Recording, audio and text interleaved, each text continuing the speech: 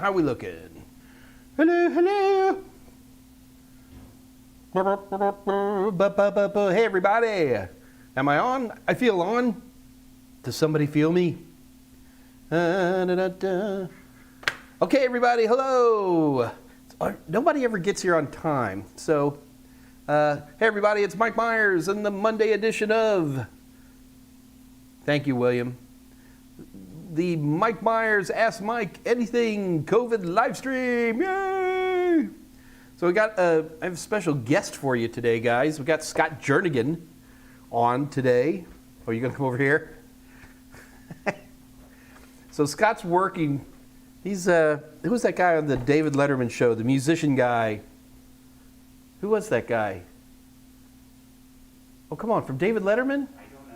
He was even in the Blues Brothers. Very famous keyboardist. Anyway, somebody will type it in a minute. Anyway, you're kind of like that guy because you're mainly off camera, but we can hear you talk. So say talk, absolutely. Say something, Scott, so people can hear you. Something, so people can hear me. Hi. Paul Schaefer, thank you, Dave. I knew Dave would get it. And with Paul Schaefer. Thanks, guys. I knew we'd get it in there eventually. So what do we got going today? Yes, Michael Reeves, 43, brother. That is the secret to life. The secret to everything, right? 42. Michael Reeves put 43. That's even better. It's like turning it up to 11. It's like turning it up to 11. This is very strong coffee. Ha! Whew. All right. Well, hello, everybody. My name is Mike Meyers. This is the Mike Meyers COVID Ask Mike Anything live stream. The goal of this live stream is to provide those of us who are isolated by the coronavirus an opportunity to continue our studies. And we concentrate primarily on Comptia certifications, in particular the Comptia A+, Network Plus, and Security Plus, but we can certainly have a little more than that. We can go outside of that and talk about all kinds of stuff if you want. Guys, I am going to be terrible. I got some emails and I have not addressed them all. So if you sent me an email since last Wednesday, sorry, I will get to them. I just... probably some extremely big news is coming down the pike here very shortly, and I just had to deal with it. So I am very, very sorry. But anyway, we're here. So basically, here's how this works. We start at 2 o'clock, and we go until 4 o'clock my time, or until the questions run out. So a lot of times, maybe we only have a shorter one. I cannot run past 4, unfortunately, just because of my time crunch. But it is, you guys, we're here to answer your questions. AMA, Ask Mike Anything. So you ask a question, you do it primarily by typing into the live chat. Now keep in mind here with YouTube, it provides the live chat window there on the right-hand side of your screen. Well, it's the right-hand side of the screen for me. Is it the right-hand side of the screen for you, Scott? Mine popped out, actually. Oh, you already pre-popped? So you can actually pop it out, but keep in mind you can have either top chat or you can do live chat mode. So we probably want to keep it in live chat mode, especially if we're doing any giveaways today, which, if Scott reminds me, we will have some giveaways today. So that is the basic rule. So just type your questions right into the live chat, and then I will answer them for you as best as I possibly can. Also, don't forget to like and subscribe. Like and subscribe really, really helps. I get better ads. I'm not really looking at this as a revenue stream. I'm definitely not looking at this as a revenue stream. We average about 60 folks on here per day, about 250 views. So it's not, this ain't PewDiePie here, folks. But the like and subscribe does help for advertising of all things. So anytime you have the chance, I'd sure appreciate it if you could throw those in there. So anyway, so questions would be, is important. We don't have any questions yet, Scott. Oh my God, please somebody ask some questions here. Good questions. Tolowit, don't even think about it. So let's see who's here, at least for starters.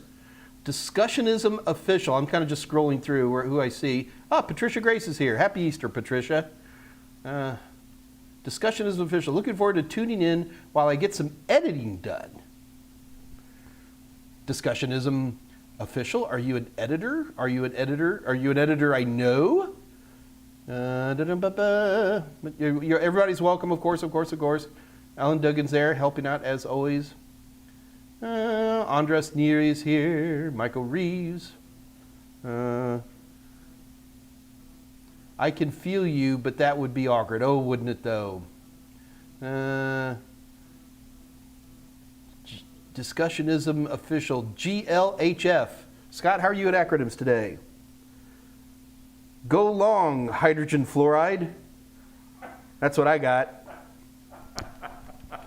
This is, Yeah, I mean, I everybody's like it. because like, well, Mike Myers, you know, big IT nerd. I'm terrible at acronyms. I'm just awful at acronyms. I mean, I just stink. So I'm sorry, discussionism official. I don't know exactly what you mean by good life, have fun. Good luck, have fun. I'll bet I'm right there. Good I luck, think have you're fun. right. It's fun having Scott over here. I keep looking over at him. I was going to put a camera on him, but I couldn't smear enough Vaseline on the lens, so I chose Or not it to. could be good looking, high five. Good looking high five. I like that. You know. I like the cut of your jib. Yeah. All right.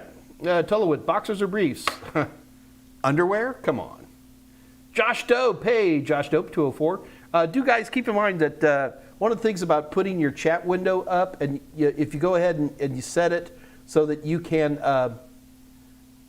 see the timestamps, I will mention timestamps because it's about the easiest way for me to do this. 2:06 p.m. Kivos Films. It's the one and only Mike Myers. That's right. I'm the only Mike Myers. I've actually met so many Mike Myers.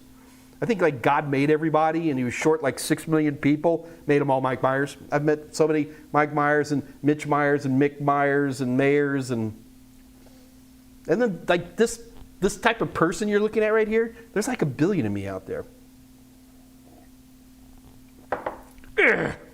Oof. Strong coffee. All right, well anyway, I don't know if you guys remember, like it was almost like 2 months ago I was making the joke that I need to get some men's sweatpants and put the word juicy across the rear end. I thought that would be hilarious. Well, my next door neighbor heard this and she decided on her own.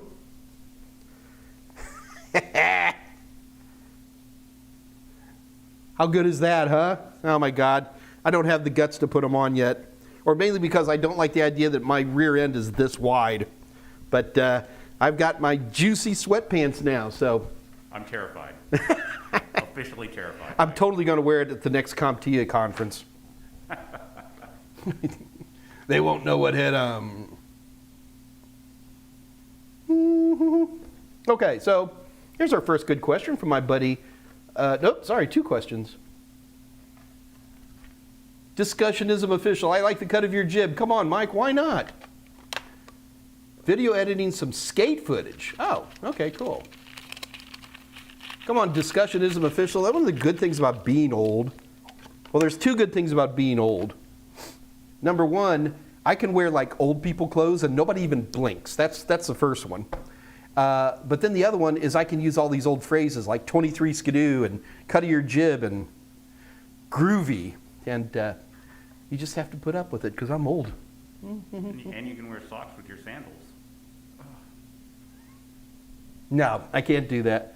Well, the rainbow socks with the individual toes. Then I can wear some sandals. And they're going to be Birkenstocks because why not? Okay, Hassan Salem. Can I find a job with Comptia A+ certification? Yes. Hassan, we have done so many wonderful videos. You should go through our video series. We've been doing this for a year now, buddy. And you should check out, we have videos on writing resumes. We have videos on using online job sites, all kinds of stuff out there. And it's just a matter of going through. We've got a couple of hundred videos in here now. And you can search within Total Seminars channel. That is a feature that YouTube provides. And you can find these. Well, then, there's lots of good work. Okay, 207, Patricia Grace. How do you handle Windows updates? Do you allow all to come through or do you research conflicts first? What about major version updates? Do you put them off? So down here in Texas, we've got this thing that I call hurricane forgetfulness. So a hurricane will come through southeast Texas and some devastation takes place and homes are flooded and whatever it might be. It's not good. It's not a happy sight. And for like 3 to 5 years, everybody's real careful. But then after about 3 to 5 years, people start building houses on the shoreline again, and just, I don't know. I think we have the same problem with Windows updates, is that somebody gets burned on a bad Windows update, and then you stop doing the updates, and you look at each one manually and research it and blah, blah, blah.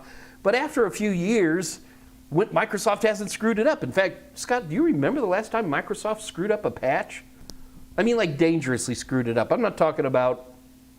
No, I think it's been 10 years. At least, yeah. Yeah, so... So we forget. We forget that hurricane forgetfulness, patch forgetfulness. So what'll start happening, especially when on an individualized basis, we just let them all through. And I do too. And I haven't had any, I've had a couple of small patches that I had some small issues with, but I could usually just back them out, or Windows or Microsoft would add a new update that would quickly patch the patch.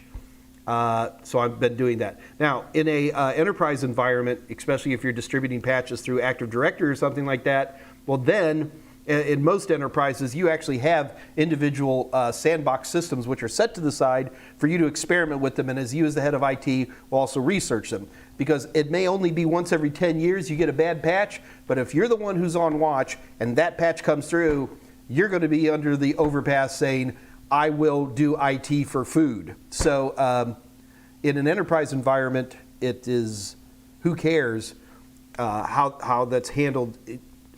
Who cares about the patches, because you're responsible for checking them all. And it's not that hard to do. It's actually quite trivial to do something like that. What about major version updates? Do you put them off? I haven't seen anything. I'm not sure what a major version, like Windows 11 kind of a thing, or like when we went to Windows 10, what was that, 3204? That was a pretty big jump. No, I just go ahead and run them. And generally, I don't have any problems.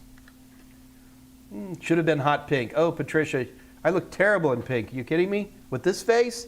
Pink on pink? No, doesn't work. David Rush, chicks me. Okay. Jesse at 207, wear them for the stream.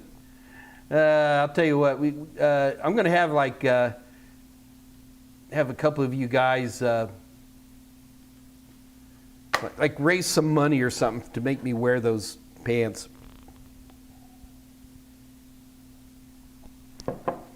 2:08 p.m. Kevos Films.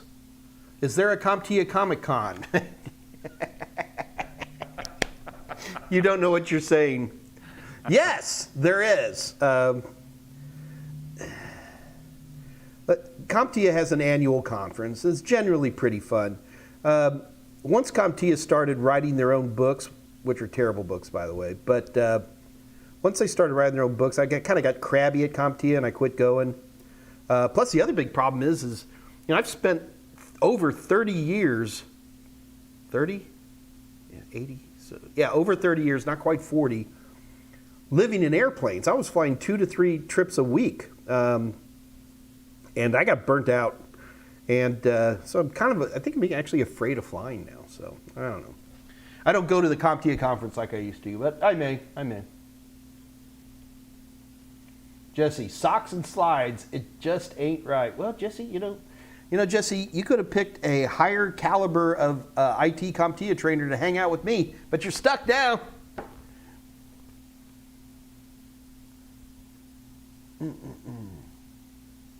So, Kevos Films, on this Comptia Comic Con, I forget what the official name for the Comptia conference is, but it's actually a pretty good conference. And Breakaway, thank you, Scott. It's called Breakaway. So do a Google search for Comptia Breakaway and look into it. It can be a lot of fun.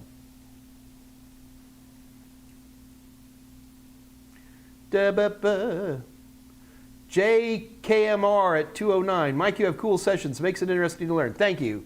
I got to tell you, Jay, it's important to me to do that.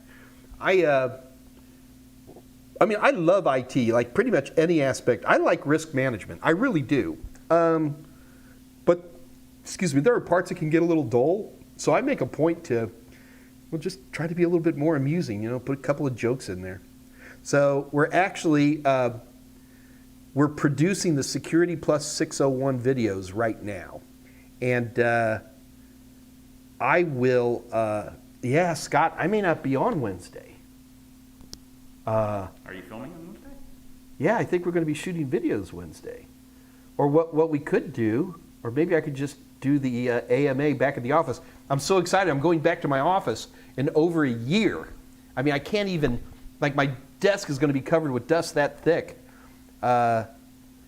We will definitely have the live stream AMA on Wednesday. It's just how it's going to manifest, I don't know. We'll just probably have Dave Rush and his dog doing it or something. For the record, Dave Rush has a very cool dog.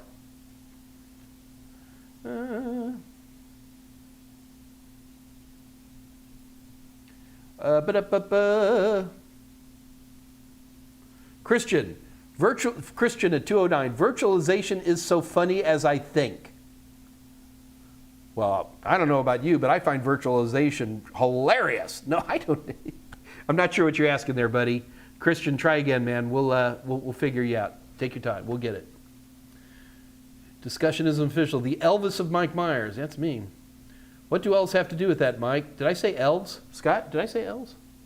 Oh, no, we got two. That was Dave ripping off Elvis. Oh, I see. I do not speak Dave Rush as well as you. Dave Rush snorted way too much oxygen through a mask, man. Dave Rush used to be a pilot, folks. I guess technically he's still a pilot. Dave, are you still a pilot? Anyway, I should introduce, we've got two moderators here to help. Scott Jernigan, who's actually physically here with me today, which is nice, and Dave Rush, who's at home. So these guys help moderate and will help answer. We've also got some of the regulars from Tolowit and Andre and Patricia and Michael Reeves. I guess we can start calling you a regular now, huh, brother? Alan Duggan's here. So what's going to happen a lot of times is you'll see other people will answer questions for me. And if a lot of times I will take their answer as gold. All right, whoever this discussionism official is, Scott, I want to know this person better. Do you hear this? He's right up there with Tolowit. This is great. Mike Myers OnlyFans when? You're a funny person. I'm assuming you're a dude, but I don't want to get down. Please don't do an OnlyFans with those pants. Just saying. Think of all the money I could make. I would just have discussionism official making it rain there, man, you know? But then he would make me do things I wouldn't want to do. Be very, very afraid. Yeah, he would make me subnet in those sweatpants or something. Wait, that's an idea. Come on, man. Do dynamic DNS in your sweatpants. No, the money isn't worth it. All right, we're right on the precipice there. We got to just stop. All right. Focus on the question. I am. We do have some questions in here. I just want to make sure we're getting them all here. Michael Reeves, is it best to blacklist all websites and go from there when looking to protect a network? No, that's disastrous, Michael. Honestly, these days, if you're looking to protect an internal network, there are a lot of companies that will sell you a box, okay, a firewalling kind of box, and it's constantly being updated. So you pay a couple of grand for the box, and then you pay $100, $200, $300 a month to have this thing constantly updated with the protection of the latest known bad URLs and stuff like that. But if you were to try to blacklist all websites and then slowly open them back up, oh my God, your first day that you did that, especially if you're doing it for a busy network, as an administrator, they'd kill you. They would just, put a hole in the desert and bury you, man, and no one would remember. So it's best not to do that. Also keep in mind that even the most simple home routers today are pretty good about watching out for stuff. In particular, stateful firewalls in home routers are, in my opinion, pretty amazing. And I'm surprised how few people turn them on. Scott, have you run into that? People at home routers, they never turn on everybody turns on the stateless firewall. But, right. Well, let me ask you, at your home, do you have stateful firewall turned on? Or do you know off the top of your head? Okay. Well, you're actually in the majority. I disagree with that. The problem is you turn on a stateful firewall, a lot of times it becomes hard to be able to ping your own router from the internet and stuff like that, which drives people nuts. But, it's a matter of personal choice. Faroum Samir. I'm a Windows guy. Me too, Faroum. Why is it on Linux environment people use Bash as their principal interactive mode, at least for nerds more? Why Linux is so popular even though Windows has a great UI? Okay, that's actually a fascinating question. And the answer is, first of all, you got to keep in mind is that Linux has less than 5% of the desktop market. It's a small percentage. If you want to find Linux, you got to go to Android systems. If you want to find Linux, you've got to find, like here in my house, I've got a home theater system that's running on a Raspberry Pi. I also have what do we call it? The Raspberry Pi hole used to block DNS stuff. And they all run Linux. So what it boils down to is that if you're going to be in a desktop, you're probably going to be running Windows or Mac, probably. These are mature, well-established, but proprietary operating systems that everybody knows and works well. Linux, from a desktop standpoint, I mean, you can install 7 different kinds of desktops. And so even though you might be starting off with, oh, God, it's not Unity anymore. What does Ubuntu use, Scott? It's not Unity. It is... Anyway, the bottom line is that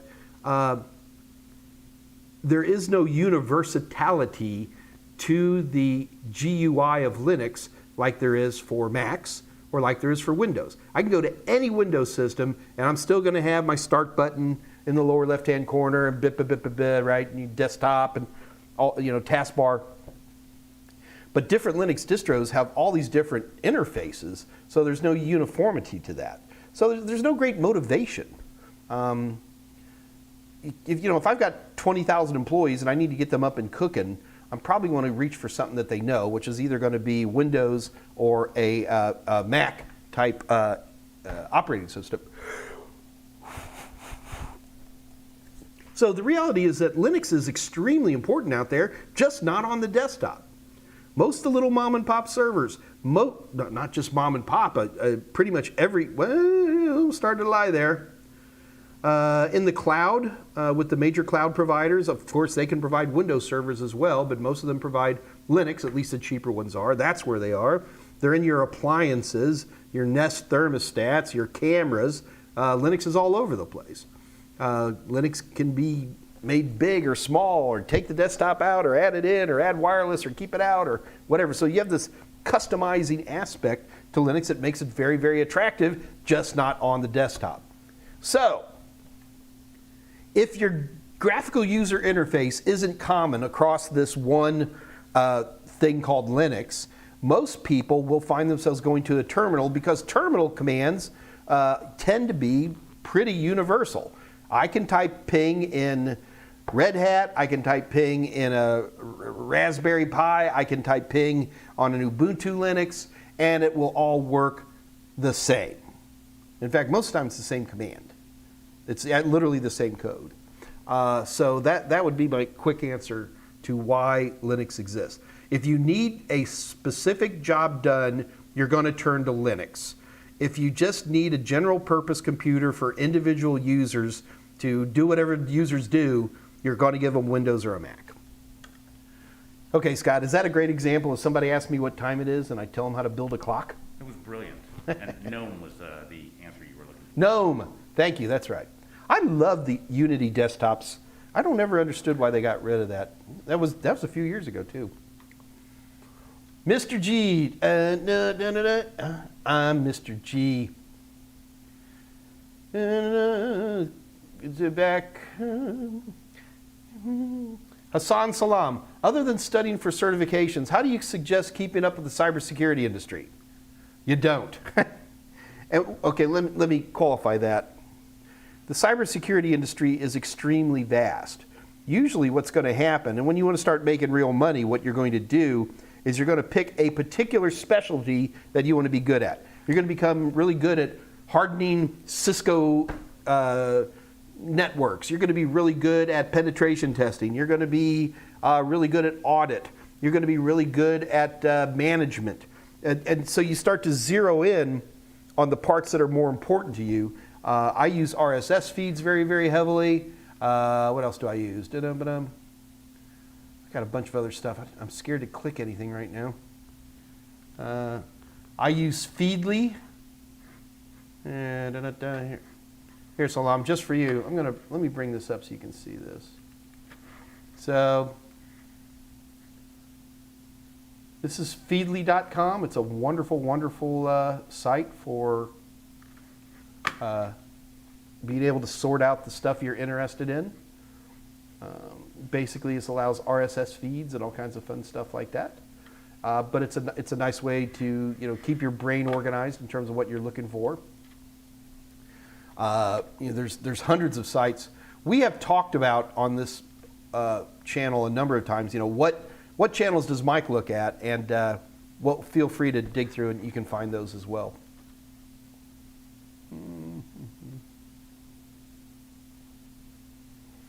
215, John F. Hi, Mike. Are you guys going to carry on these Q&A videos after lockdown is lifted? Probably.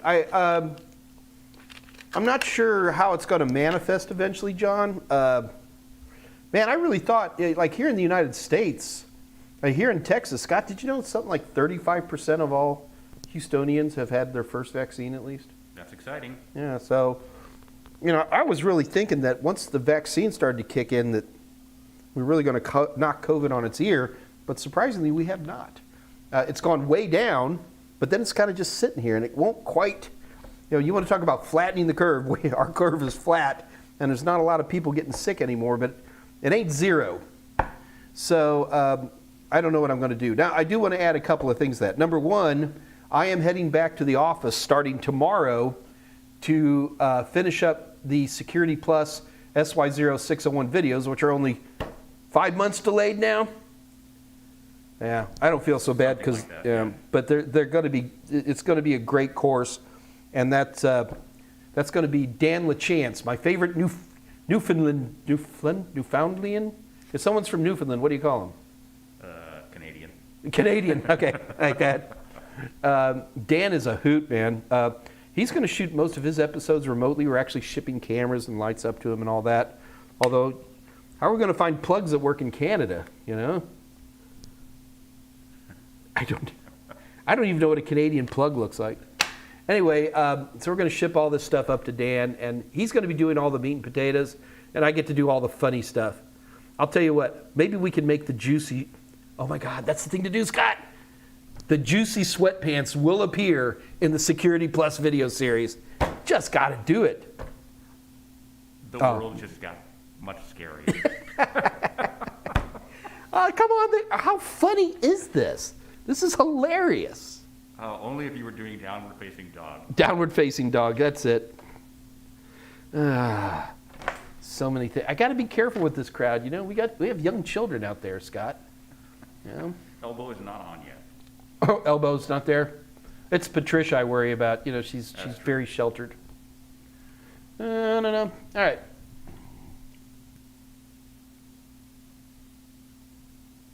Subsweating. Okay. Dave Rush is still a pilot. Michael Reeves, there's no discussion. Okay, I'm at about 218, Scott. Theodore S. What exactly is RAM speed? How fast data goes between the CPU and memory, or something else? No, so RAM speed, I'm going to cheat here a little bit because I want to make an answer that is the most fair. So your RAM speed is roughly the bandwidth of your RAM based on the amount of time that it takes from once a memory request is made by the memory controller circuitry in the CPU, by the time it gets out to RAM, and then the number of clicks of the clock to get it back.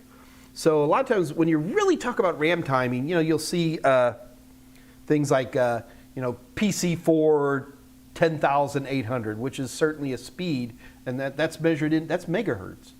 But, and this is not on any Comptia certifications, although I think it ought to be. When we talk about RAM timings, there's actually 4 values. Okay, I can do this in my head. There's write prefetch. Come on, help me out, Scott. Write prefetch, CAS, no, RAS? Dang it, it's one or the other. Write prefetch, I'm going to just lie and say it's RAS, then RAS to CAS, and then CAS output or whatever that's called. So you have these 4 numbers, and you'll see them a lot of times. It's like 10, 2, 2, 2 or something like that. And people who are really into RAM are very into those numbers, but that is more the timings, whereas I think what you're talking about is the RAM speed, and that is the number, and it's basically in megahertz. So how fast data goes between the CPU and memory, well, it is a bandwidth measurement, but it's just in megahertz, or something else. It's just megahertz. 218, Catherine. Hi, Mike. Would you advise vacuuming out a tower or using canned air to blow out the dust? I always use canned air. The only time I'll ever use a vacuum is for laser printers, and that's usually because the laser printer company tells me to, because and it's an anti-static vacuum. It's not like a regular vacuum. But don't forget, it's important to use the canned air inside your house. Yeah. Yeah, generally, if you're going to blow out a system unit, take it outside, because it's surprising what you can find inside a system unit. Everything from live snakes to coffee beans. If you got a smoker around, are there still smokers in existence? Vapors? Just vapors. Show me your vapors, please. Vapors, vapors. That's what you want to use. Is it okay to use a regular handheld vacuum? It's tricky. You can use a handheld vacuum if the machine is really filthy, okay? And where you've got huge dust bunnies and things like that. If you're extremely careful and you make sure that vacuum doesn't touch anything, you can do it. Keep in mind, vacuum cleaners make tremendous amount of static, and that can hurt your system very, very badly. So I would avoid using that. And plus, you keep a can of canned air around.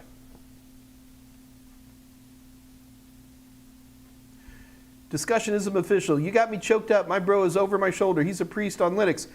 Discussionism official at 218. I love Linux. I use Linux. I have a lot of Linux systems just here in my home. And God, at Total Seminars, I probably had 30 or 40 of them that are all working for a living. But they're single-use systems. See what I'm saying? That's a big difference. Our network-attached storage is a Linux box. Our file servers are all Windows still, although I'm not sure why anymore, because we like spending money. Video servers are all Linux.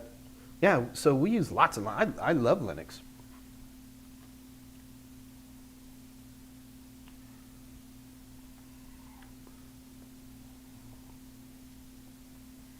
Oh, Michael Reeves. Sorry, should have been more specific, but blacklisting all non-work related websites.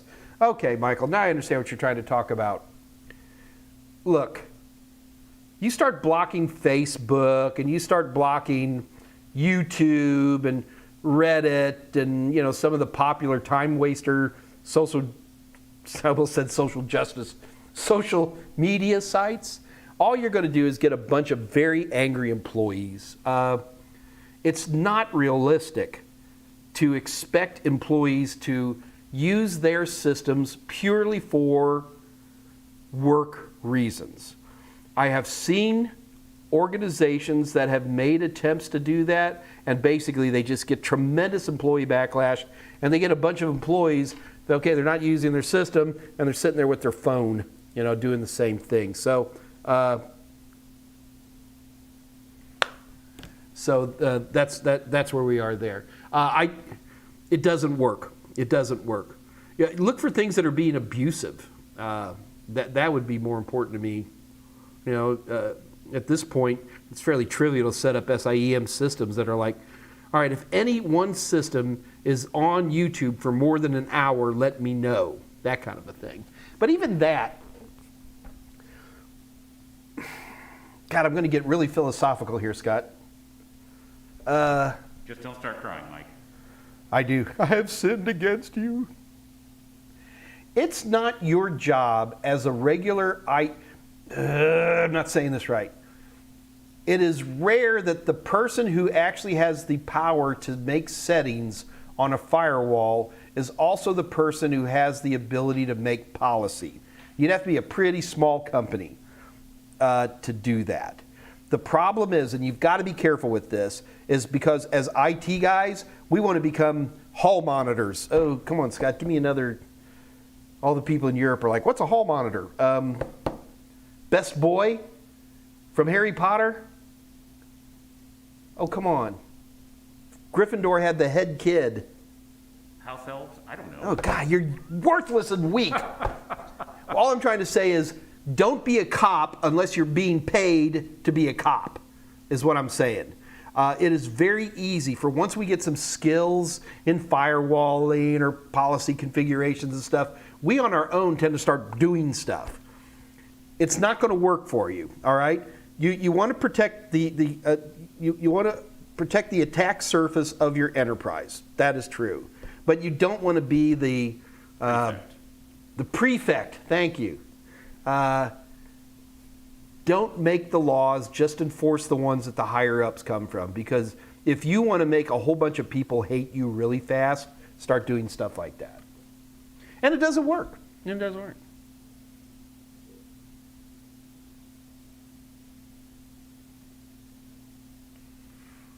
$2.19, Dan Richards. Compressed air would be better. I agree with you, Dan. XJBabyX. What does ping your router mean? Okay. So, JBabyX, the idea of pinging is that there is a command called ping. Let's see if I can. Hang on. JBabyX is just for you, man. Let's see if this works. Yay. Let me make this a little bit bigger so we can all read it. All right, so here I am at a command line in Windows. And we have a command called ping. So ping, P-I-N-G, sends like one little packet out to a host and it will respond. This uses a protocol called ICMP, so there's no port number or anything with it.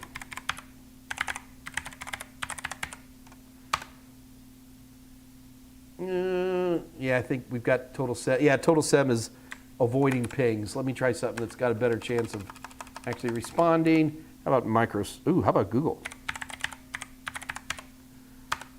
There we go. So you can see here that I'm getting these responses back. You see where it says reply from? So www.google.com, which is coming to me on IPv6 with this 2607 address. Actually, that's kind of interesting. You see Google's on a 2600 address, Scott, for IPv6? Nice. Yeah, it's kind of cool. Anyway, so JBaby, do you see these responses? What's happening here is that the ping command is going out to whoever is www.google.com, and whatever host that is responding back, telling them that it's there. Ping is a wonderful tool. If ping is working, if you can ping something else, you know that you've got connectivity. It might be wired, might be wireless, whatever. You know you got connectivity.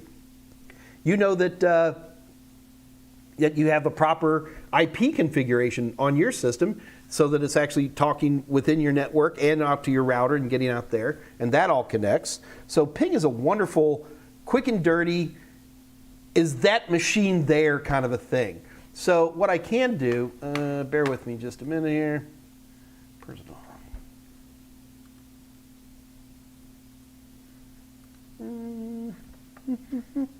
Okay, so let's watch ping one more time.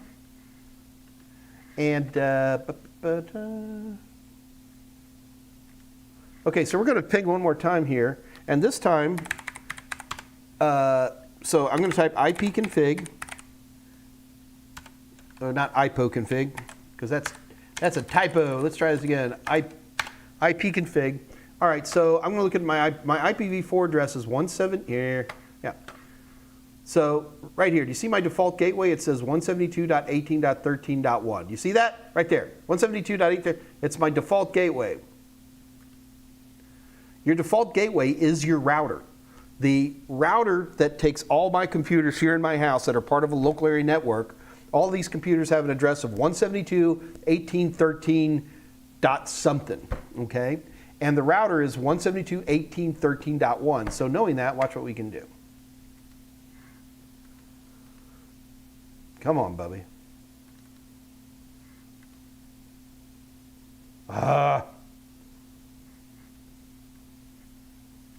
There we go. Okay. So what I'm going to, here, let me clear the screen one more time. All right, so what I'm going to do now is I'm going to ping 172.18.13.1. And you can see that I'm getting responses from my router. Pinging your router is a very, very important tool, because if you think the internet's down, you ever heard that one? One of the first things you want to do is make sure your router is still functional. So a quick ping to your router can be a very, very helpful tool in terms of diagnostics. You know, people are always asking me, you know, Mike, what are all these tools you use? I would say that 90% of the time to diagnose network problems, I'm using ping, and on Windows systems, I'm using ipconfig. Those two commands probably maybe 80% of all the problems I have. And they're all built in, and they're all I need. Both Mac and Linux have equivalents. They both all run ping, obviously, or ifconfig. So those are really the two big tools. Anyway, so when I'm pinging my router, what I'm doing is I'm just making sure the router is working. It's a very, very important tool, and one that we should all use. Discussionism Official, Scott, is telling us at 2:20 that our microphone setup is phenomenal. That's because you're phenomenal, Mike. Oh, go on. I am completely intrigued who this Discussionism Official is. I have a feeling we owe this person a lot of money. And we're going to see a skate video soon, so it'll be cool. Escape videos? Skate. Oh, that's right. He did mention he was editing some kind of skate videos. Hey, for the record, oh my God, Scott, you got to do this. Okay. You got to get up and go in this closet right here. Discussionism, this is just for you. At the top of that closet. Discussionism Official, this is just for you, my friend. I don't need them both. Just give me one.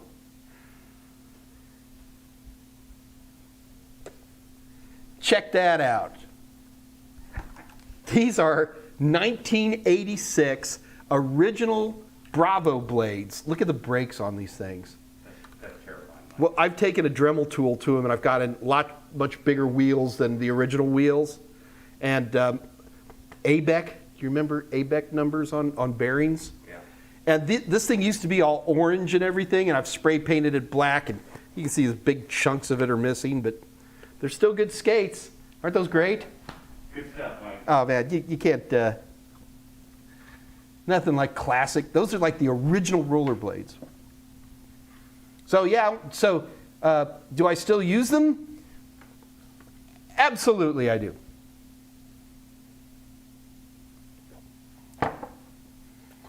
Other weird stuff in Mike's closet. Yeah, there's lots of weird. Be careful in there, man. You could lose a. Oh, wait, come back. Scott, do you know what that is? Michael Myers. That is a mask from the movie Halloween.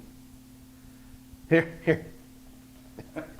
I mean, how could I not get this thing? It's got my name right on the front of it.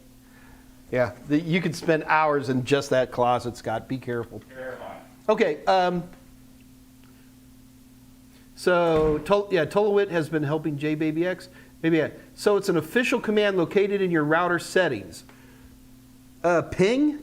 No, ping is a command that's universal to all TCP/IP devices. You would be hard-pressed to come up with an operating system that has a TCP/IP capability in it that doesn't also have the ping command. You can run it on Macs, you can run it on Linuxes, you can run it in Windows, and they all run it. And it's just a wonderful way to just one ping only to a particular system and back to know that that system's up and that you're connected to it. J-Baby, you should definitely play with ping. Have fun with ping. Like, for example, one of the great things you can do with ping, like if you noticed earlier, I pinged, hang on, let's see if I can do this one more time.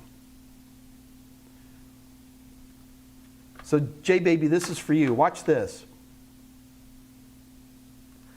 All right, so what I got here is I got my system up, okay?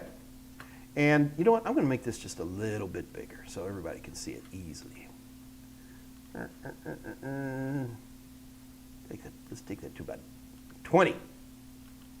All right, so that's a little bit bigger. Everybody can see that now. Okay, so watch this, J-Baby. So what I'm going to do is my router, I actually know, my router has a DNS name. So I ping router router.asus.com. Don't worry about how it gets there. All right, so you see as I ping it back, I typed in router.asus.com, and what it did is the first thing it did, it went to my DNS, resolved the DNS, and then it pinged it.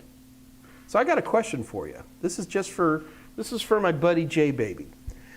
If you could ping something by its IP address, but you cannot ping it by its domain name, what is that telling you? It's a very easy way to diagnose one thing. What is it? Is your DNS working? Just using ping, I could diagnose a lot of DNS issues, especially on a local DNS. So ping is a wonderfully powerful tool. And here I've been telling you guys ping is a great way to just check and see if a host is up. Well, now I've shown you a way you can use ping to test your DNS server, or at least to test to verify if your DNS is working or not. Ping's a powerful, powerful command. 224, Faroum Samir, does ADSL and SDSL have different cable installations? So the problem with ADSL versus SDSL is you're just talking about asymmetric digital subscriber line versus symmetric digital subscriber line. Neither of those standards define the actual cable connection that's used at the endpoint. It's not part of the definition. However, for the most part, DSL, especially old school DSL, ran on old school POTS cables with RJ11 connections. That's pretty standard. But there are exceptions to it. In fact, most people who have fiber coming into their house, and they'll call it Fios or something like that, what they really have is SDSL. Yeah. So people always talk about DSL being gone and dead. No. DSL's alive and well, but we usually hide it under names like Fios, or what's the other one? Fios, and I can't remember the other name for that's at least here in the States. So they do not. The cable setups have nothing to do with those technologies. Michael Reeves, 224. Question about ransomware. If a hacker gained access to the network, would it affect backups? Well, Michael, who knows? You know, it's like, Michael, what I just heard you ask me is, if a guy steals my car, will it mess up the spare tire? Your car's stolen. Why are we worried about that stuff? Ransomware, if a hacker gained access to the network, will it affect backups possibly? I'm more worried about what that hacker is going to be doing. What if he just erases everything? If a hacker gained access to the network, will it affect backups? It's really, a hacker who has total control of your network is basically an evil administrator who can do whatever they want. So, yes, it could do that and so much more.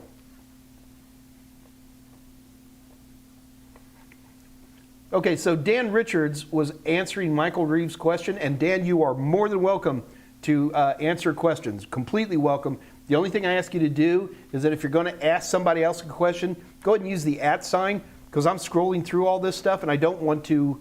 If you're nice enough to answer, then I can move past it. That's all.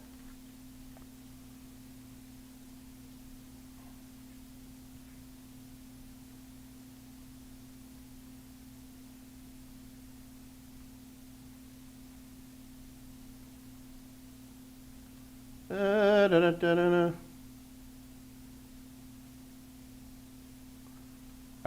So what happens here, guys, is my scroller, the chat scroller doesn't scroll nicely, and so I have to. Every now and then it goes, brrr, then I got to run backwards to find out where it ended. 2:30.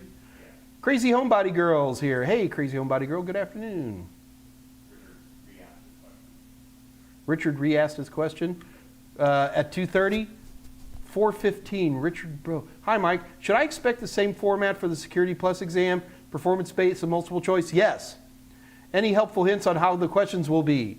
For Security Plus, though, no, nothing special. I mean, Richard, I'm assuming as long as you have your topics down, the Security Plus, the biggest problem I run into is Security Plus, it's not that it's a particularly difficult exam, it's what it assumes you know.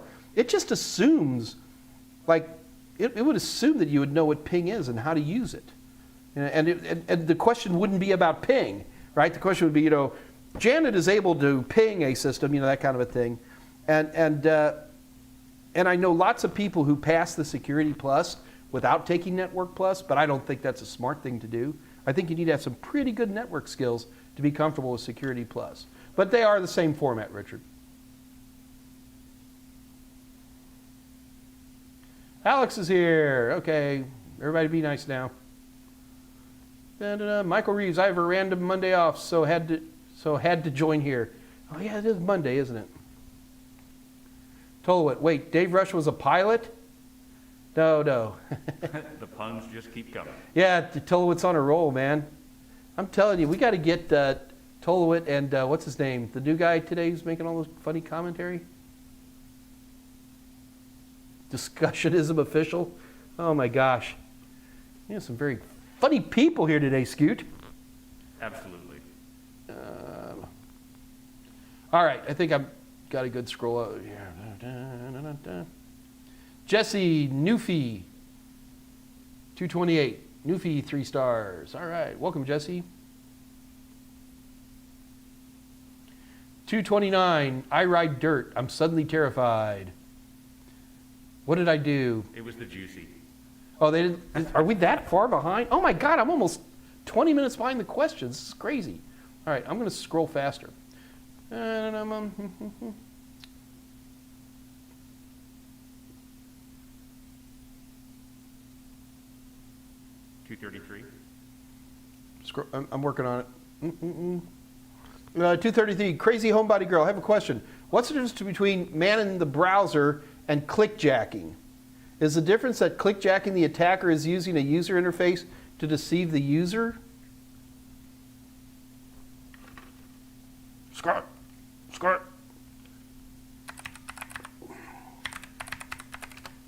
I gotta look. I would say that clickjacking is one example of a man in the browser. That would be my quick guesstimation on it. I had to double check. Sorry, Crazy Homebody Girl, I had to look up clickjacking because I forgot. It's when you trick a user into clicking on something. Yeah, no, I got it, Scoot.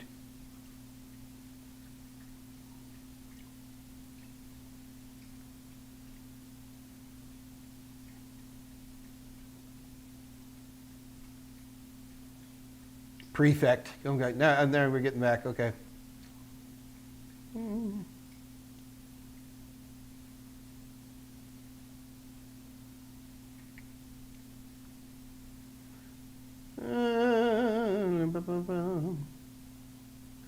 Okay, 240, Viper 1126. Real shame. I can't highlight like I did on the A+ book. I just bought something called dry highlighters, waiting for them to be delivered. Any way to make sure in the future all paper could... Wow. Scott, are you reading this from Viper 1126? I did read it. I would just assume that all of the books are highlightable. So we got some kind of strange pepper. It switched to thinner paper? Or some type of super glossy paper that doesn't allow the Viper 11... Dude, you're literally the first person who's ever said this to me. I've never heard anything like this. I'm not saying you're wrong, but we're going to have to Yeah, I don't have any answer for you, Viper 1126. I'm passing the information on to our publisher. Okay, we're going to actually talk to our publisher about that. Viper 1126, thank you so much for bringing that to our attention. Yeah, highlighting's important. So JBaby, are all those unique addresses? Are you talking about the addresses up here that we had? So all of these, if you look real close, 72.18.13.1 is my router, and I've pinged it 4 times. So all of these are the same address. They are unique, but they're all the exact same address. So I think I answered your question. I hope so. Sorry, buddy. I know you have a private and a public IP. Okay, JBB, I don't know that. Most internal networks are behind a technology called NAT. So if your router does NAT, network address translation, all of the addresses behind the router are not accessible to the public internet. Since they're not accessible to the public internet, you can put anything you want back there. We could use public IP addresses for our NAT, because those addresses, even though they might be used by somebody else out there, since they never get outside the router, you can get away with it. That would be rare and weird. What most people do when they're behind a NATed router is that they use private IP addresses. And that's just as a convenience. Now do keep in mind that once you move into the world of IPv6, there are no private IP addresses anymore.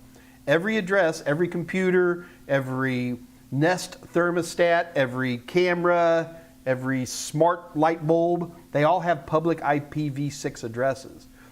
But everybody's like, oh my God, that means anybody can get access to it? No, because usually we have pretty good routers with good firewalls, with things like stateful firewalls built in to help limit that type of stuff.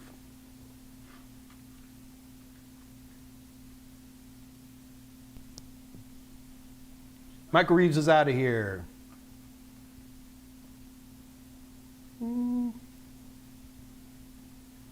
TouchGold 54 at 242. Am I accurate in saying we were streaming using the UDP protocol? I would assume so. My problem is well, I don't know. Scott, are you texting to me? Okay. It's just so convenient having you here that I'm not looking at Teams. Yeah. I know. Jesse, these skates are as old as I am.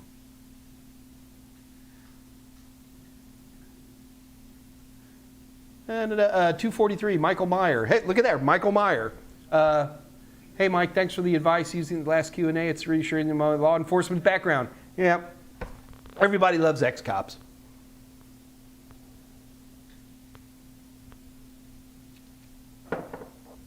$243, Vista Chris here, man. Where have you been, young man? And at 244, he tells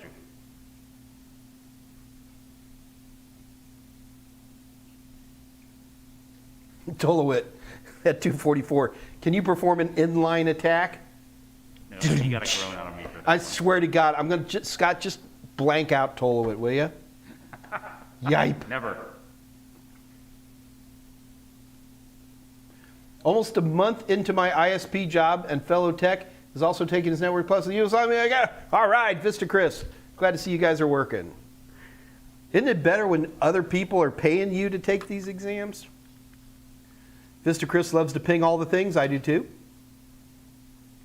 Oh, with Spewy, did the kitty cat show up? I didn't even see her.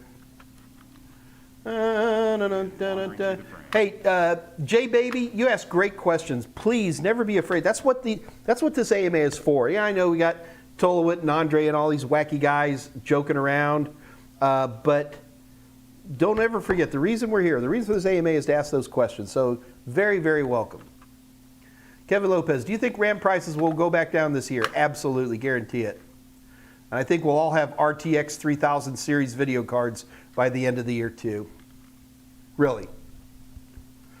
Wait, what was that, Mike? You're buying me a new video card? I am. That's so awesome. Shh, don't tell Scott. Can't let him know that. Let's find more questions. I ride dirt at 2:51. What would be the top 5 topics I should focus on the 1002? I have an exam scheduled for the 19th. I ride dirt.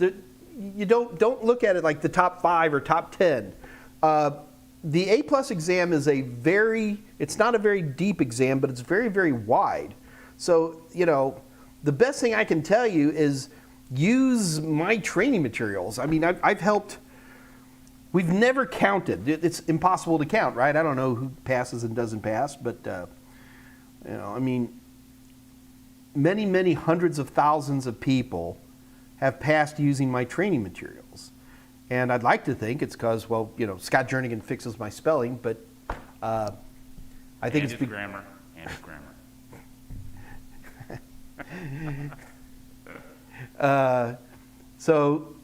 But Scott Jernigan is an ironic fellow. He's a irony wrapped in all this pretty hair. Anyway, the bottom line is Scott, like I'll write a chapter and something, so Scott will print it out. He will print out on paper the entire chapter, and he uses a red pen. How 1968 is this? And he will mark up the stuff.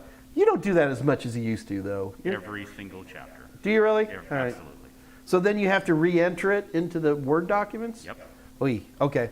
But anyway, so Scott will finish a chapter, and if it's really bad, I mean really bad, Scott won't write anything on the chapter other than GAD, which means grammar are dead. And that's when I know I got a bad chapter, when even Scott won't fix it for me. Grammar are dead. Gad.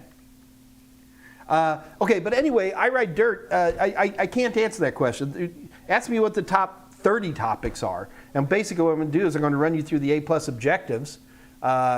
Because I ride dirt, you do have your own copy of the Comptia A+ objectives that you picked up over at www.comptia.org, right?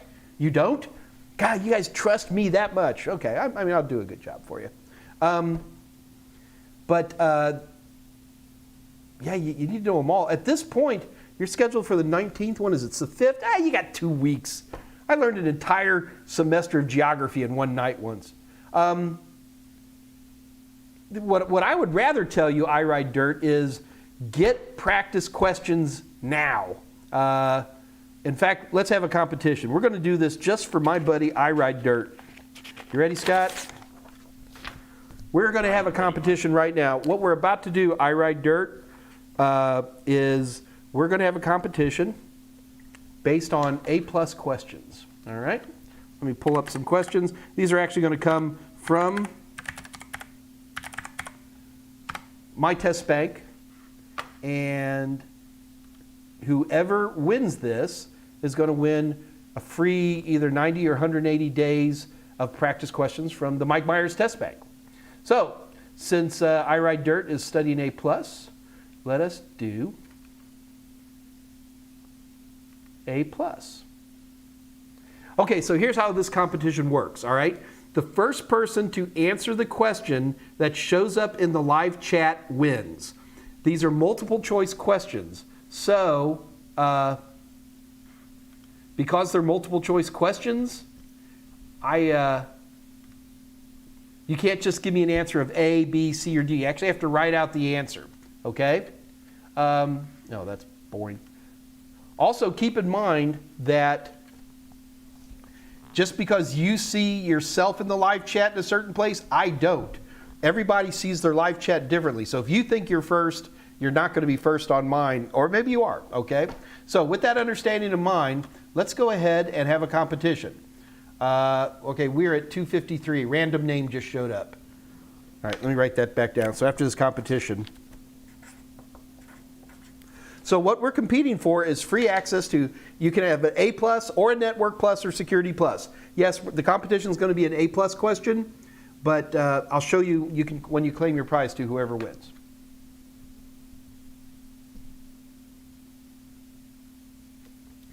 All right, I'm just looking for a good question, folks. Bear with me. All right. I think this will work. There we go. Everybody ready? Oops.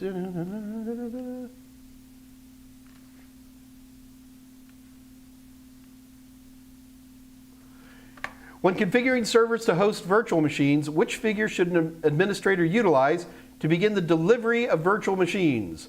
Hypervisor, terminal services, supervisor, or virtual LAN? All right, so everybody write your answer down. Just type it into the live chat. First person to get it wins. Oh, God, we have lots of people. Oh, that was too easy. All right, but actually the winner shows up as Andrew Hutz. He says to pass it. Andrew Hutz is passing? Yep. All right, hang on. Let me see who's next then. Vista Chris. Yep, I think it's Vista Chris is the winner. Congratulations to you, Vista Chris. You are the winner. So what you do... Discussionism official, these are never fair. Don't worry about it. Anyway, so Vista Chris is the winner. Congratulations. Ah, come on, guys. You know.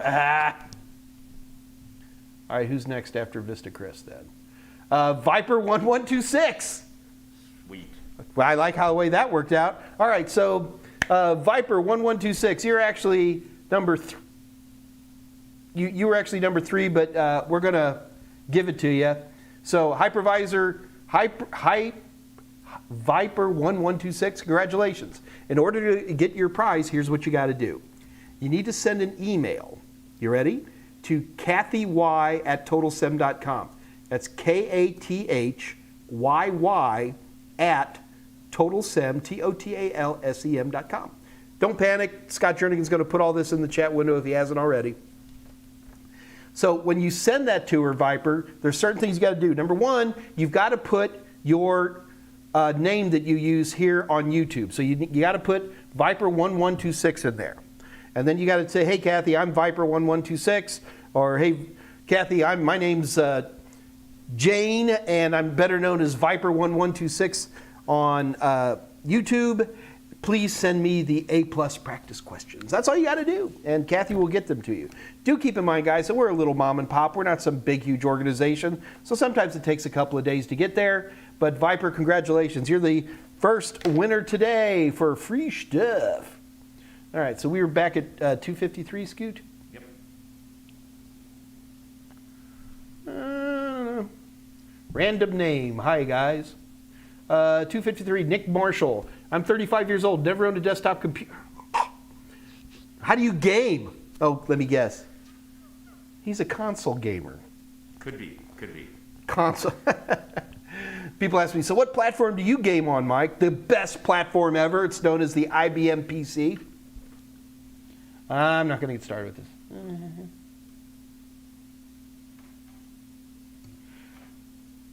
Okay, so first of all, Nick Marshall, at 35, you're a little kid, all right? Your wrists are still mainly cartilage as far as I'm concerned. The fact that you've never owned a desktop computer guarantees you're a kid. I love computers. Okay, so I guess you like laptops and smart devices, right? And I want to get into IT. Am I going to survive this? Yes, you will survive. That could be a song. I will survive. That could be great. Hey. Disco, the music of your forefathers, kids. Yes, Nick, you'll be fine, man.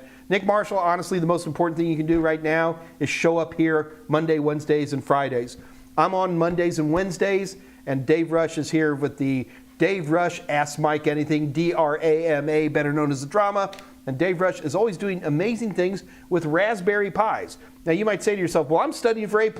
Why do I need to know anything about Raspberry Pis? You don't. But what Dave Rush does is he uses Raspberry Pis, which are very inexpensive system on a chip little boxes, to be able to learn about A+, Net+, Security+ topics. And Dave does a wonderful job. And he's on right here at the Total Seminars channel every Friday at 2 o'clock. And if you're looking, hey, I want to spin up a DNS server, but I don't want to spend $1 billion, Dave Rush will show you how to do it on a Raspberry Pi. It costs you $50. Maybe $100 if you want to get the fancy box and the cool power plugs and all that kind of stuff. But I recommend Dave highly. 253, discussion is official. I'm admitting I am not deep enough in my material to actually be asking relevant questions. Thanks again for having me. Discussion isn't official. That's what we're here for, man. We all gotta learn together. Andrew Hutz, on that topic, could Cloud Plus be a good supplementary educational option? Cloud Plus is fine, but in my opinion, once you move past the classic holy triumvirate of A+, Net+, Security+, as opposed, if I was going to be going into cloud, I would probably be going straight into one of the proprietary certification things, AWS, for example. And that would be the, Azure would be the other one. I don't see Cloud Plus out there a lot in terms of business or people talking about it. That doesn't make it bad, okay? It's just that I would just go right in the AWS. Here you go, Scott. See what Alex wrote?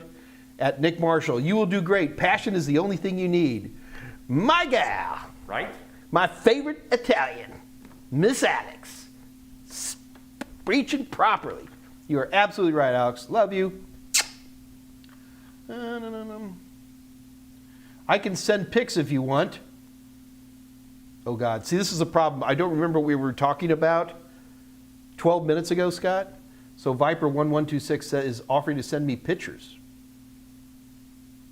I'm sure it's completely topical and but I don't remember. Yes, Viper, send pictures. Here you go. Oh, my goodness, I forgot. Here, you guys, if you ever want to contact me offline, just contact me. My email address is michaelm@totalsem.com. If you're a gamer, I'm Senor Pepe.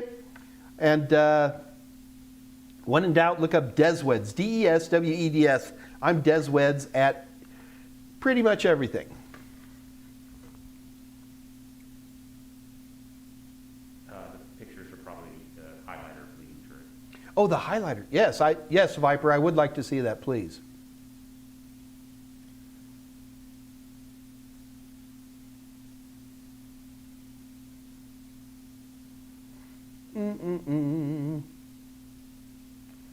And it looks like, Nick Marshall, you got lots of other people chiming in. Nobody here I disagree with at all.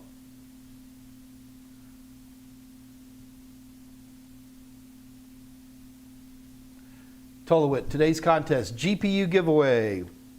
I think I've got some old video cards from, 2004.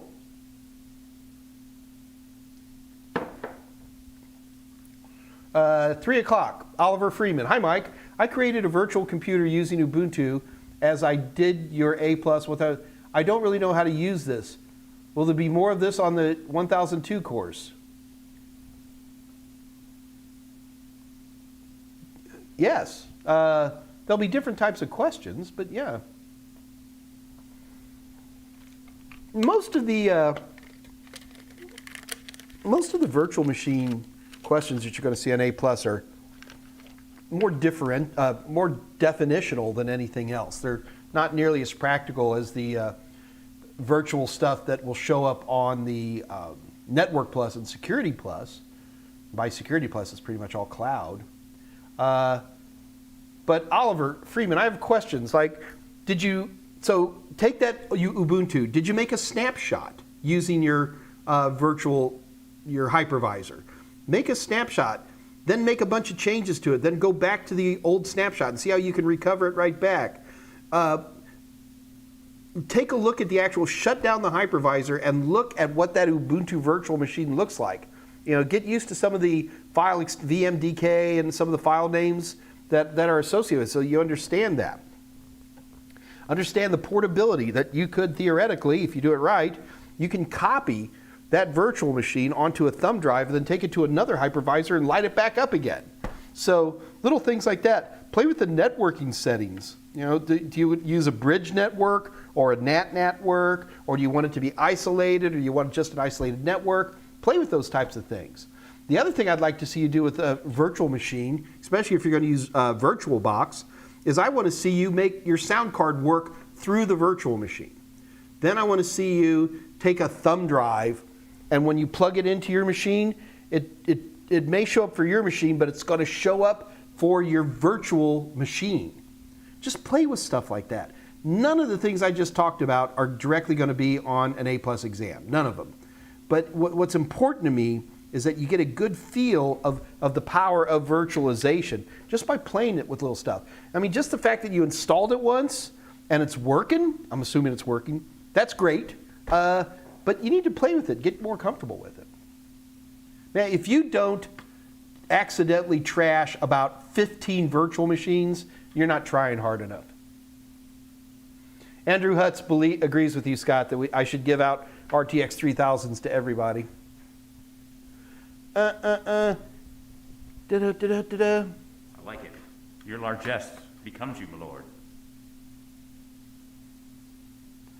It does.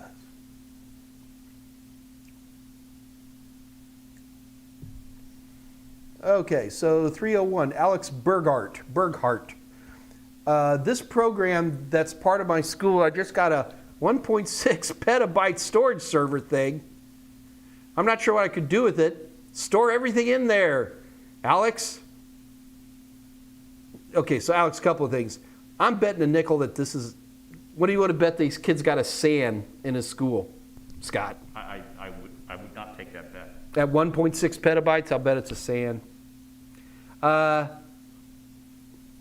Alex, you got to keep in mind, that's cool that your school offers that, but you want to be the person who's like, how does that show up? Does this manifest as an F drive or something like that? Can you change it? Can you increase or decrease the size of the share? Just play with it. It's fun. Vista Chris, I've been in queue for 3070 for months. Me too, brother. Vista Chris, I won't pay scalper prices. Neither will I.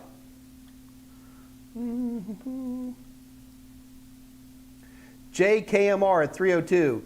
Do you have these AMA style live chats every Monday and Wednesday, and then on Friday we have Dave Rush? Do you have other AMA for other Comptia exams? No. Jay, we can pretty much talk about any Comptia exam here. Do keep in mind that there's a lot of Comptia exams that I just don't deal with, okay? I'm not a Comptia expert. I'm only good at the A+, Net Plus, Security Plus, and then a few others past that. But you'd be surprised what I can't answer for you. A lot of times you give me an answer and I won't know how to respond to it, but I'll get to it later. Lots of @ signs.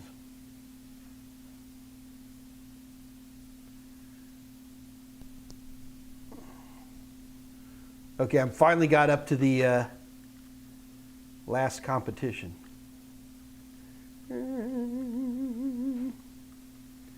Mr. S, Supreme Alpha Geek Meyer at 309. Darn right, buddy.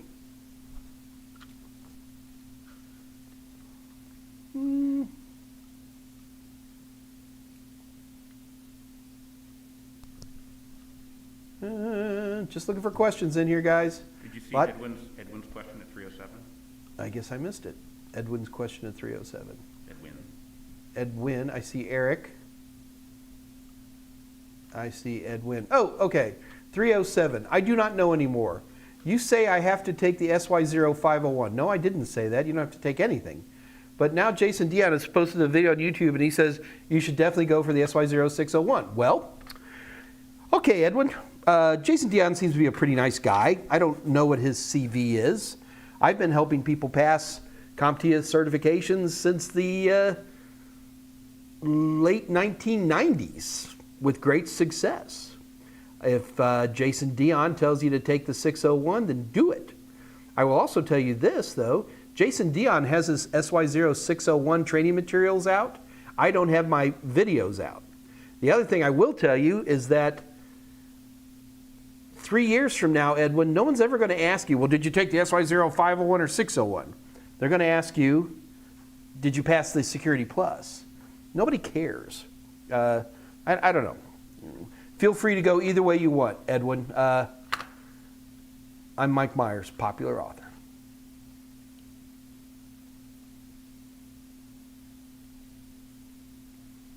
No. Thank you for catching that one, Scott, because I totally spit. Vista Chris at 310. Raspberry Pi is very awesome. Picked up the 8 gig. I'm not sure which one's the 8 gig. I have extra Raspberry Pis laying around. They are wonderful little computers for quick and dirty stuff. I use them quite a bit. 311, NDM Photos. NDM Photos. Hey, Mike, I passed the 10,001 this morning using training materials. Well done. Thanks for the help. Glad to be. That's what I'm here for. Started studying for the 1002 this morning right after. Practice questions help. Yep. NDM Photos, the most important thing you can do to study for any certification is practice questions. No exception.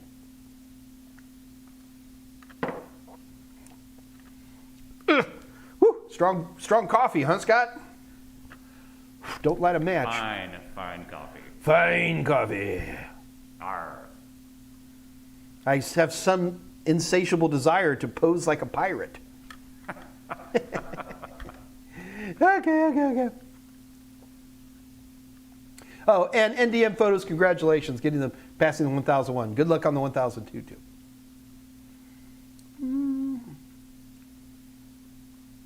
Alex Burkhart, could someone please explain data mining?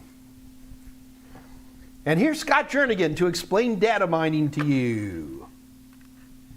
I'd be curious in what context you mean that.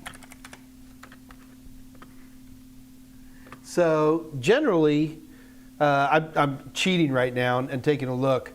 There's a lot of data out there, and a lot of the data could be hard to interpret or hard to understand, or very large databases. And so data mining is the process of looking at data and pulling out useful information from that data. Now you would sit there and say to yourself, well, Mike, that's why we have databases, because they have useful information like everybody's last name and social security number. Well, no, they don't. You know, sometimes databases are, I don't know, oil well logging information. And, you know, we've been logging through the southern Gulf of Mexico for decades, and all of a sudden I get some new oil leases, and I've got to go through these petabytes of data to figure out, you know, which ones are geographically in the area where my leases are allowed, you know, stuff like that. Alex, I almost want you to ask me more of a question than that. So many times, Alex, when somebody asks me a question, which in my opinion is a little bit general, you know, what is data mining? A lot of times it's like you read something or you were looking at something and there was an angle to it. So, yeah.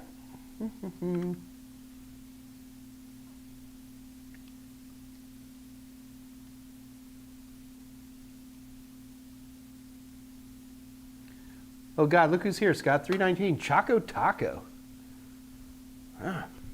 Because Dave caught him on Steam and shamed him into coming. Good. Good. You should be here anyway, young man.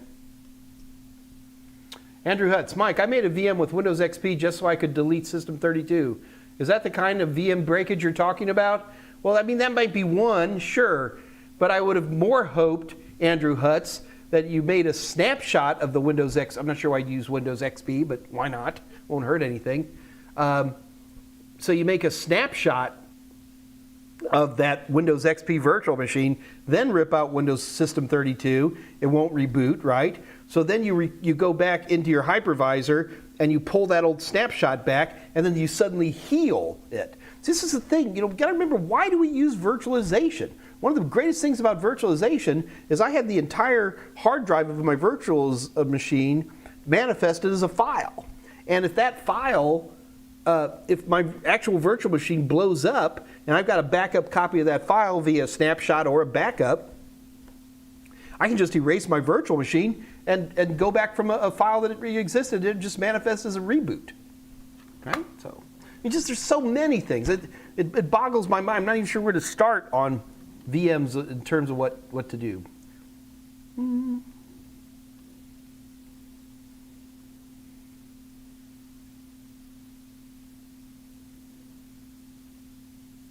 320, Oliver Freeman. Thanks, Mike. I will play with the VMS more while doing your 1002 course.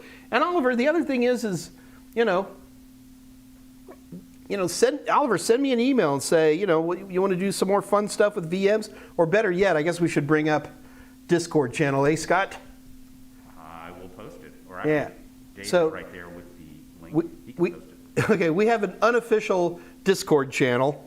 And I am not the administrator. I do not own this channel, nothing like that. It's called the Unofficial Mike Meyers Discord channel. It's run by my buddy Jose Braden. Have you seen Jose lately? I have. Okay, just make sure he's around.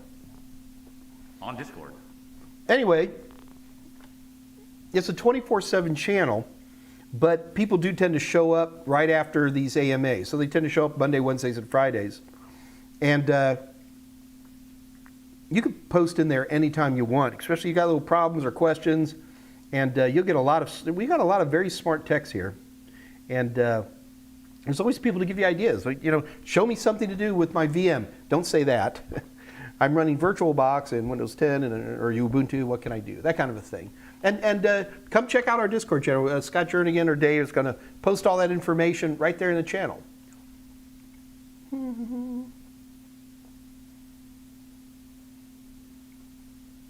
Andrew Hutz. I've been breaking down old computers for months. I know a lot more about mid to late 2000s laptops than I realistically need to. It's all good information. It's all good information. Except no substitution. Greatest thing that ever came out of the UK, right here.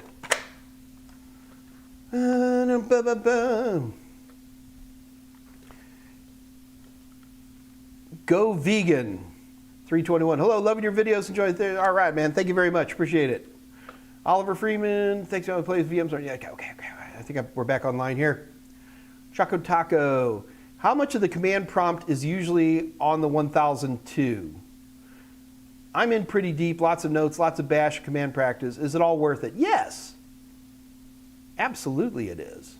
Now, I got to tell you, the biggest thing I can tell you, Choco Taco, to do for command line stuff for A+, is memorize the output. Take netstat, run netstat by itself, then run netstat minus A, then run netstat minus N, then run netstat minus A minus N. That kind of a thing. The Comptia exams certainly on the A+ will go, what made this output? So, make sure you know netstat, make sure you know NS lookup. Ping is trivial, everybody recognizes that. What's the command in Windows to make ping? Because ping normally only runs for 4 responses. How do you get ping to run forever? /S in Windows. How do you get ping to run forever in Linux?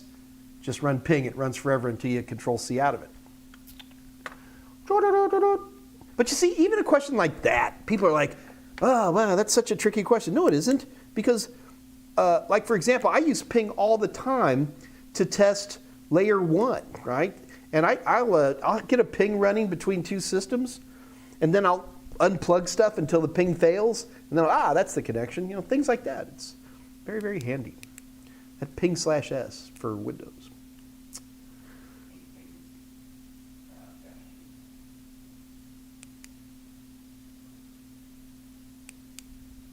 What?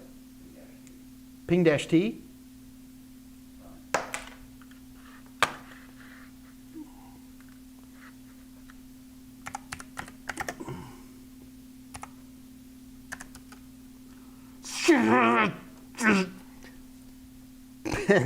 Ping-T. Here, oh God, now, thank you, Scott, I guess. Thank you, I guess. Nice. That one hurt. There. And that will all due credit to Dave Rush in the background. Did Dave Fresh fix me? There it is, ping-T. Sorry, I know I said S. I forgot. There we go. So we'll do a Control-C to break that. Oh, well, it should be in here when I hit that, huh? There we go. Okay. Oops. Next question. Oh, even Peter Hunt got in there and corrected me. Look at all these. See, I've never said I was the world's best tech, man. But no. Andrew Hutt, Altoids, that's the good stuff. No, the thing is, guys, is I was sucking on those Nicorette lozenges for years. I mean, for years. And my doctor's like, well, maybe you should stop. You should get off the Nicorette lozenges. So I went ahead and I tried the Nicorette patches, you know, and the patches, I tried them for like 3 days and I just could not use a patch. I mean, they kept getting stuck to the roof of my mouth. There you go. You're my laugh track in there, buddy. Yes. Ah, I can't.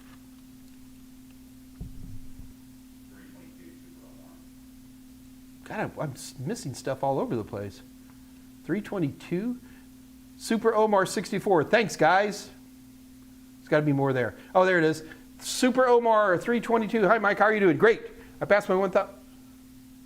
All these people are passing your 1001. I want to see people passing 1002. Super Omar 64. Well done, sir. You pass with a 773. That's a good score. Thanks for your course practice, sir. You are very, very welcome. I could take the 1002 and come back in here and boast even more.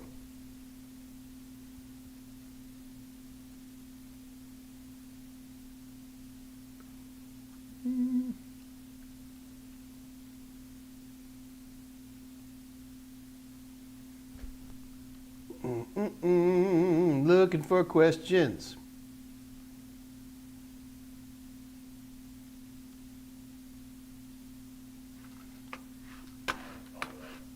No. I saw a bunch of @ on the cryptocurrency, Scott, so I'm going to let other folks deal with that. But I am curious about pictures. Sorry. Viper said he sent me a picture about the highlighting thing. I'm very, very curious. I've never heard of a book you can't highlight in. Viper. All right, I see it. The paper feels very flimsy and not laminated. That's definitely, here's the picture. Oh, so it's kind of bleeding through. Yeah, you know, Viper, the problem I run into is, you know, my books are, especially my A+ book, can be pretty thick, and they just always keep running to thinner paper. But I mean, it looks like you can highlight it. It's just you don't like the bleed through. I will bring this up to the publisher. Scott, let's at least let them look at it. Oh, it's bleeding through to the other side, is what he's talking about. Yeah. Okay. Making it harder to. Yeah, no, I understand. I'll bring that up. Viper, good question. Thank you very, very much.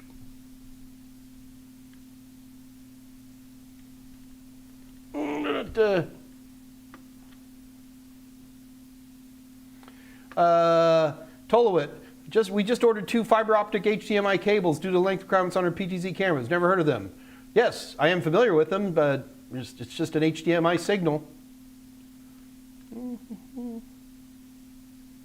Pizza 329. If I want to get a government IT job, 2210 series, do you think it would be a shot with Comptia A+ and Network Plus? I have no experience, but I have a business BA. Thanks. The reason I'm stalling here, Pizza, and answering your question is I always get nervous when people say, I just want a government IT job. I'm not familiar with 2210 series. I don't know what that means. I'm going to see if I quick research. Oh, it's a GS definition, Information Technology Management Series. Education.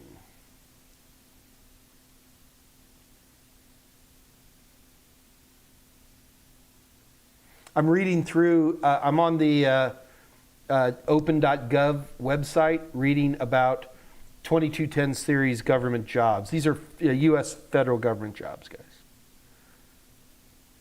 I'm sure it's scintillating reading, Mike. Well, so the question the Pizza's asking me is, should I get an A+ and Network Plus?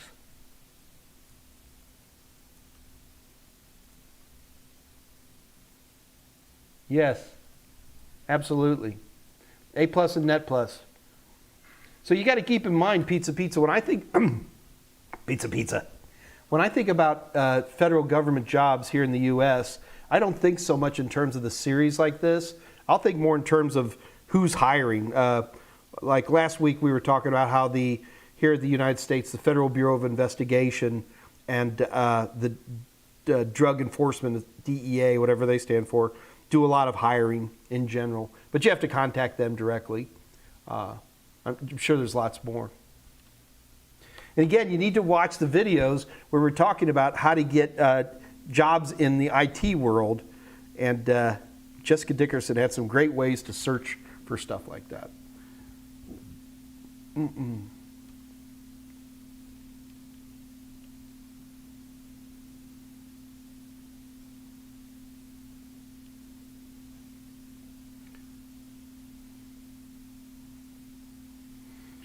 Peter Hunt, never used a server before, but I've used Ubuntu Desktop before. Ubuntu Desktop can run as a server. Server is a verb, not a thing. I can make my smartphone be a web server if I wanted to. Ooh, things are clicking and clacking away here.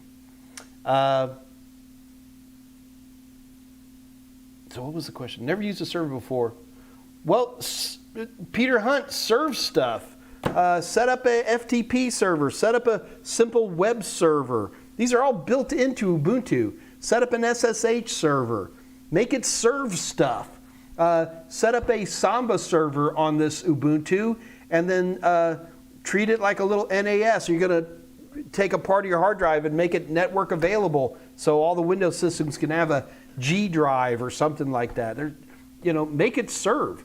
Here, if you're not sure what to do for starters, make it a web server. Look for something called Apache. That'll get you started.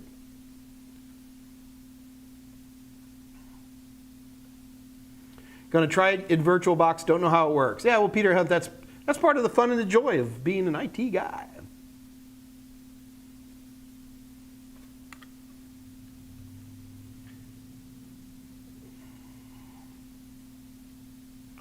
Andrew Hutz is complimenting the interview with Jessica Dickerson we did a few months ago. I need to bring her back. Jessica is kicking rear end and taking names out there. I'd love to get her to come back.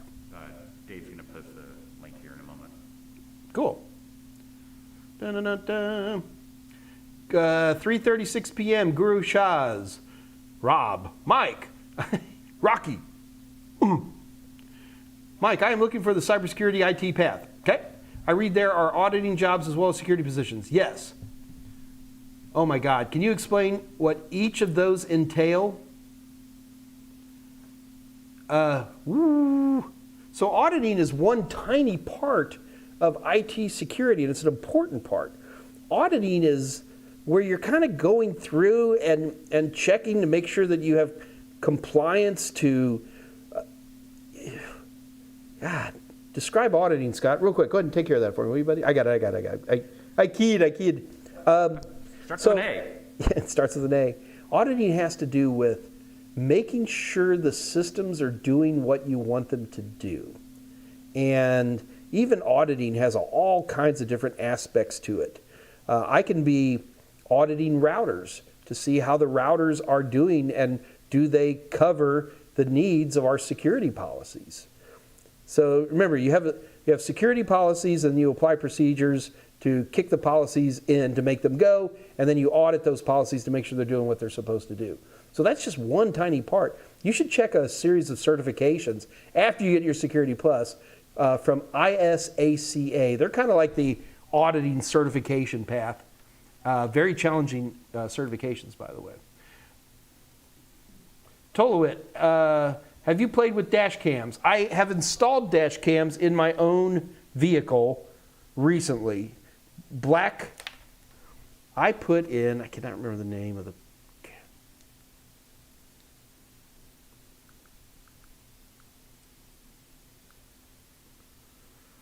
Blackview, Tolowit. I installed a pretty advanced Blackview series dash cam. And I got to be honest with you, it's a little bit of a pain in the rear end because one of the cameras, in order to actually query the pictures that are on it, so basically I pre-programmed this camera that if I'm moving, it's running video. If it's stopped, as long as it doesn't move, it only shoots like every 10 seconds or something like that. So anyway, you get a bunch of these files that are stored on a SIM card in the, SD card in the camera, and then the camera itself is a wireless access point, and there's an SSID for it, which is like a security issue right there. But then I had to program my phone for that SSID, and then the problem is now every time I jump in my car, my phone stops working because it's trying to hook to the black, what's this one more time? black view cameras. So I've been playing with them a little bit, enough to realize I don't know much about them. But I'm always open, Tolowit, to asking questions about it. Some are now wireless, some are cellular, some have cloud storage and Wi-Fi connections for smartphones. Yeah, so mine has a Wi-Fi connection and actually has a wireless access point in one, and that's how I actually access the videos themselves. I have to jump onto that SSID.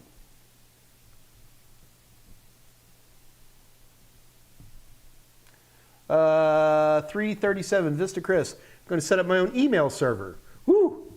So Vista Chris, I got to tell you, you'd be surprised that setting up an email server is more challenging than you think. What I would recommend you do, oh here, you even say it. I keep reading that email servers are quite the pain in the butt.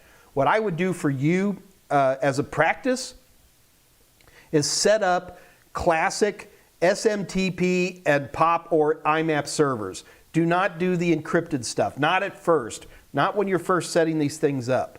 Because once you start adding all the encryption in, it gets a lot more challenging. Certainly doable and interesting, but a lot more work than you'd think. Man, I would honestly, seriously consider doing something, if you just want to play, like just set up an FTP server, or just something.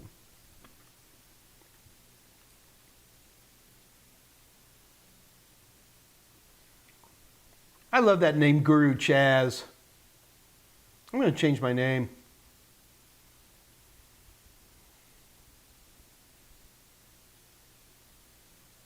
Andrew Seed, you're my favorite teacher. Andrew Seed, you're my favorite student. 341. I'm learning Drupal at the moment. Oh my God. Andre 341, Andre DeGoy is learning Drupal. I find Drupal to be incredibly frustrating. WordPress, if you're going to set up a CRM, I like WordPress a lot better than Drupal, but a lot of people love Drupal. Any of you guys who don't know what Drupal is, don't worry. It's not on any Comptia stuff.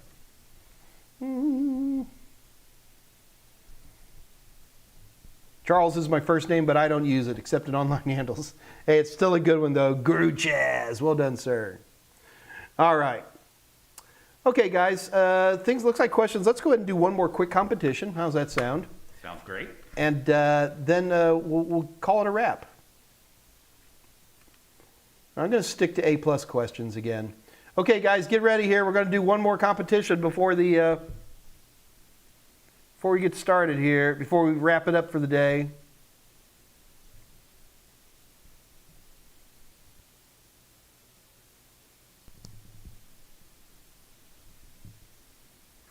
Ooh, this is an interesting one, because I don't know if I know the answer. Uh-oh. This could be a good question, then. Oh, I see what it's trying to say. Okay. You guys ready? We're going to do one more competition. Get ready. Here we go.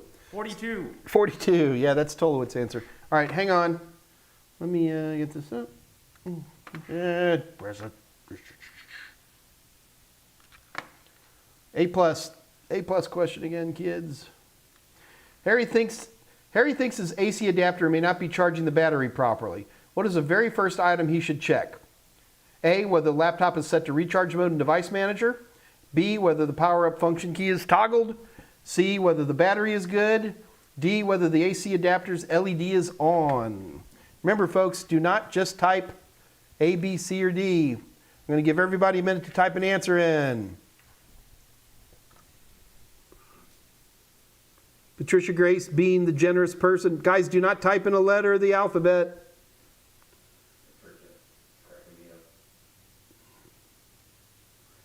Do not just type a letter of the alphabet. Doesn't work that way.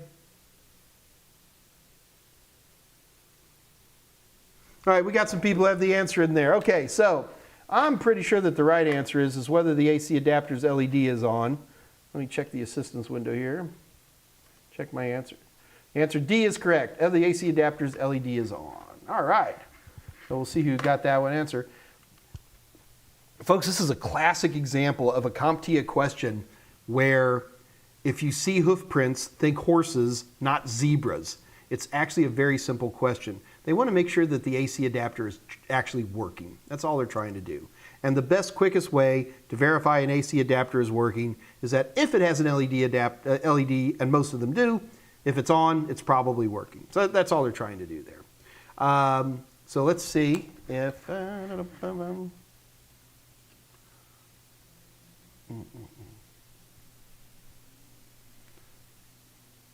Dan Richards is the way I'm going to give it to. All right, Dan Richards, congratulations to you, sir. You're the winner of the second competition today.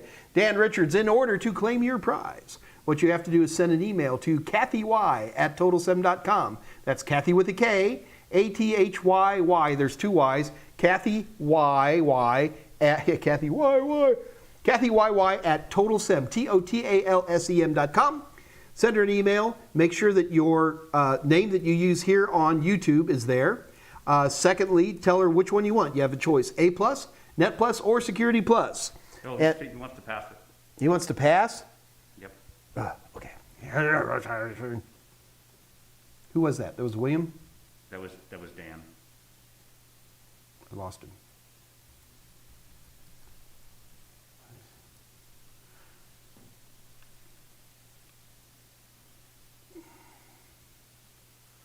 Okay, next one was Vista Chris. Okay, Vista Chris, congratulations, you are the winner, sir. And you know how to grab the prize. I'm waiting for Vista Chris to say, I don't want it. Is he saying it or does he want it? Vista Chris, you want it or not, brother? Oh, pass if I win. There it is. All right, so next is going to be, where'd it go? Catherine, 344. Catherine. Whether the AC, okay, so Catherine, just plain old Catherine with a C, 344. Do you see her, Scott? I do. All right, Catherine, congratulations, you are the winner. Catherine, in order to receive your prize, you need to send us an email. Send that email to kathyy, Kathy with a K, KATHYY at totalsem.com. Make sure your name Catherine is in there because that's your YouTube name, as we call it here at Total Seminars. And then tell her which one you want, A+, Net Plus, or Security Plus. And you get to choose which one you want. So congratulations to you, Catherine. And that's a new Catherine. That's a new person, isn't she? Yeah. Well, welcome. I always enjoy it when the new people win a prize. It's always fun for me. So I get a kick out of that. And you old geezers who passed, thank you very much for passing. I appreciate that.